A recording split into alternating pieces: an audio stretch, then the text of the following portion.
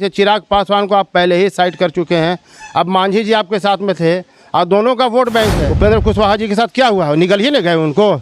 हमारे नेता तो सचेत हो गए और इस्तीफा पैकेट में ले गए थे। हमको एक सीट भी नहीं लड़ेंगे तो भी हम महागठबंधन के साथ रहेंगे। उनका कहना था कि नहीं विलय कीजिए या फिर बाहर। हम कसम खाएं सिर्फ आपको बनाने के लिए कि हमारे साथ भी जनता है, हमारा समाज भी है। क्यों नहीं लड़ सकते हैं? हम जीतेंगे नहीं तो दूसरे को जीतने भी नहीं देंगे। उप मुख्यमंत्री कह रहे हैं कि हिस्सा नहीं है, लेकिन जो संतोष सुमन जी हैं वो कह रहे हैं कि हम हिस्सा हैं। अब आप इसे खुद से समझिए। हम तो फिर भी चाह रहे हैं कि हम महागठबंधन में आपको हम दे रहे हैं, लेकिन ये लगातार दबाव बनाया जा रहा था हमारे नेता के ऊपर कि आप अपनी पार्टी का विलय कर लीजिए, हमारे साथ में जदयू में विलय कीजिए। हमारे नेता इसलिए तैयार नहीं हुए। हमारे नेता को एक बार नहीं, आपको भी पता होगा कि 4-5 दिन पहले रात में 4 विधायक के साथ में और अपने मंत्री बेटा के साथ में महामहिम जो हमारे जो पूर्व मुख्यमंत्री जी हैं वो नीतीश कुमार जी से मिलने गए थे। तो वहाँ भी ये दबाव बनाया कि आप अपनी पार्टी का विलय कर लीजिए और आप फिर जैसा चाहें वैसा होगा। लेकिन इनका एक ही चीज़ का मानना था कि उनके साथ में लाखों कार्यकर्ता हैं, तो लाखों कार्यकर्ता का फिर क्या होगा। उनका समाज जो सबसे भूया मुँह शहर है, वो सबसे पिछड़ा और धीरे धीरे जागृत हो रहा है, उसका क्या होगा अगर हम आज सौदा कर लेते हैं। तो अपने विवेक से उन्होंने जो कदम उठाया है, पूरे कार्यकर्ता उनके साथ में, और बहुत अच्छा कदम ये है उनका। कुछ पाने के लिए कुछ खोना पड़ता है और ये सिर्फ पाना चाहते हैं, खोना कुछ भी नहीं चाहते हैं। इनका डायरेक्ट दबाव था कि या तो हमारी पार्टी में विलय कीजिए और नहीं तो फिर अलग हो जाइए सरकार से। हमारे नेता तो ने तो ये भी कहा था कि ठीक है आप एक को सीट मत दीजिए, हम नहीं लड़ेंगे लेकिन महागठबंधन में रहेंगे। आप पाँच सीट के तो मांग था ना। नहीं, फिर उसके बाद परसों का आप स्टेटमेंट देख लीजिए। माननीय फिर भी तो कह रहे थे कि नहीं 3 सीट हमारा चाहिए। नहीं, बोले कि हमको एक सीट भी नहीं लड़ेंगे तो भी हम महागठबंधन के साथ रहेंगे। उनका कहना था कि नहीं विलय कीजिए या फिर बाहर होइए। तो नीतीश कुमार तो कसम खाए थे, मुख्यमंत्री तो कसम खाए थे कि हम साथ नहीं छोड़ेंगे, फिर साथ कैसे छोड़ दिए? अच्छा एक बात बताइए, कसम राजेश में अगर हम कसम खाएं सिर्फ आपको बनाने के लिए कि हमारे साथ भी जनता है, हमारा समाज भी है, उसको भी तो देखेंगे। सिर्फ हम आपका अपने कसम आप ही के लिए अपना कुर्बानी दे दें अपने कार्यकर्ताओं के साथ में। एक बात आपके माध्यम से और बताना चाहेंगे, आप लोग देख रहे होंगे फेसबुक पे या सोशल मीडिया पे, व्हाट्सएप यूनिवर्सिटी में कुछ महागठबंधन के लोग हैं, चाहे जदयू के लोग हों या आरजेडी के लोग हैं, वो एक शगुफा छोड़ दिए हैं। कल जब इस्तीफा मारा हमारे नेता ने तो शगुफा छोड़ दिया है कि 100 करोड़ का घोटाला था। घोटाला आज नज़र आया है, और है तो जरा हिम्मत है तो जरा जांच करा के देख लो, पता चल जाएगा। घोटाला का आरोप लगा रहे हैं। हाँ ना, एक बात और पूछना चाहेंगे आपको सर।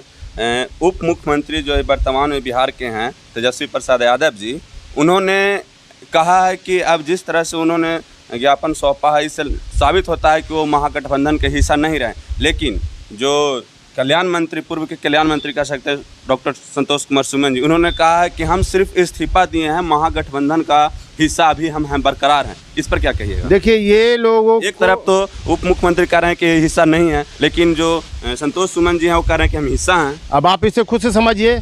हम तो फिर भी चाह रहे हैं कि हम महागठबंधन में आपको हम दे रहे हैं, लेकिन अभी नहीं, एक बात सर, आप किधर? लेकिन ये लोग सिर्फ अपना देखना चाहते हैं, दूसरे के गरीब को देखना नहीं चाहते हैं। इनकी सिर्फ अपनी कुर्सी सेफ रहे। उनका ही क्षेत्र है, उनका क्षेत्र। अब आपको भली भांति पता होगा कि किस तरह से, अब क्योंकि आप अकेले भी तो चुनाव लड़ नहीं सकते हैं, अकेले भी चुनाव लड़ नहीं सकते हैं, तब किधर जाइएगा? नहीं, क्यों नहीं लड़ सकते हैं? हम जीतेंगे नहीं तो दूसरे को जीतने भी नहीं देंगे।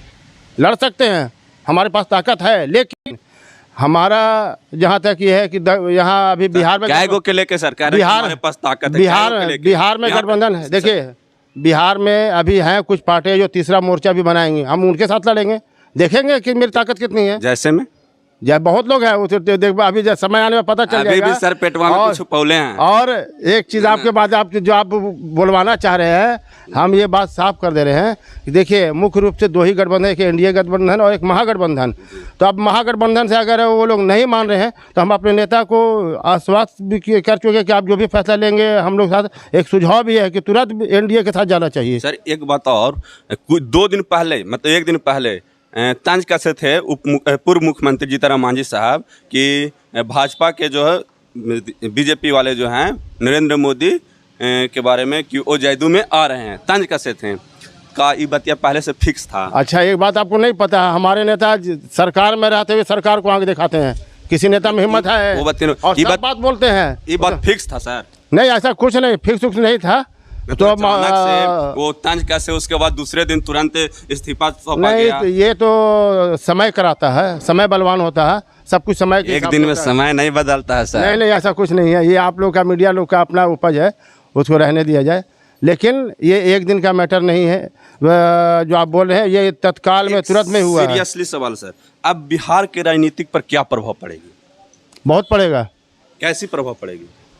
जो एक तरफा ये लोग अपने आप को समझ रहे थे सर, अब उस वक्त जब पूरा विपक्ष के एकजुट करने की बात कही गई थी तो दलित को दो तीन चार जो भी नेता थे उनको इनवाइट नहीं किया गया। जैसे में आप मान सकते हैं तो बिहार में जीतन राम मांझी साहब, चिराग पासवान साहब या फिर मायावती, इन लोग के भी इन्वाइट नहीं किया गया था। तो फिर दलित का मसीहा कैसे भी उन लोग मानते हैं? बिल्कुल नहीं है। अब तो साफ क्लियर हो गया ना कि दलित का एक भी पार्टी को आप दलित देखना चाहिए। चिराग पासवान को आप पहले ही साइड कर चुके हैं। अब मांझी जी आपके साथ में थे और दोनों का वोट बैंक है। मांझी समाज पूरी तरह से अपने नेता के साथ में है खड़ा, और मांझी समाज ने हमारे नेता को अपना नेता माना है। चिराग पासवान के समाज ने उनको अपना नेता माना है। तो अब आप खुद देखिए कि महागठबंधन कहाँ से दलित का हितैषी है। मतलब आप साफ साफ कहते हैं कि दलित की हिस्सेदारी थी? बिल्कुल नहीं है। तो सर पहले तो आप थे 60 में तो कह रहे थे कि हम गठबंधन जोड़ के कभी नहीं टूटेंगे, हम एक जुट हो गए हैं। हमने तो प्रयास किया ना, अब आप हमको मुक्का मारते रहिए, हम आपके पास आते रहेंगे कि आपके पास आप हमको निकलने की तैयारी कीजिए, हम बरसाते रहेंगे। संतोष कुमार सुमन सर बोले कि हम बाघ के मुंह से निकल गए, मतलब एक, तो वो बाघ कौन था सर? बाघ नीतीश कुमार थे। देखिए अभी तक क्लियर नहीं हो पाया था, अभी तक जितने हम न्यूज़ देखें और खबर देख रहे थे अभी तक क्लियर नहीं हो पाया था। कोई पार्टी का और कोई बड़े नेता हम पार्टी के मुंह नहीं खो रहे थे कि वो बाघ कौन है। लेकिन आज गया जिला के हम पार्टी के उपाध्यक्ष साहब ने मुंह खोल दिया कि बाघ वो नीतीश कुमार थे, उन्होंने उनको निकालने का कोशिश कर रहे थे। अब क्या सर, एक बात आप और देखोगे, अभी कुछ दिन पहले आप लोगों ने देखा होगा, 1 साल पहले उपेंद्र कुशवाहा जी के साथ क्या हुआ, निकल ही नहीं गए उनको।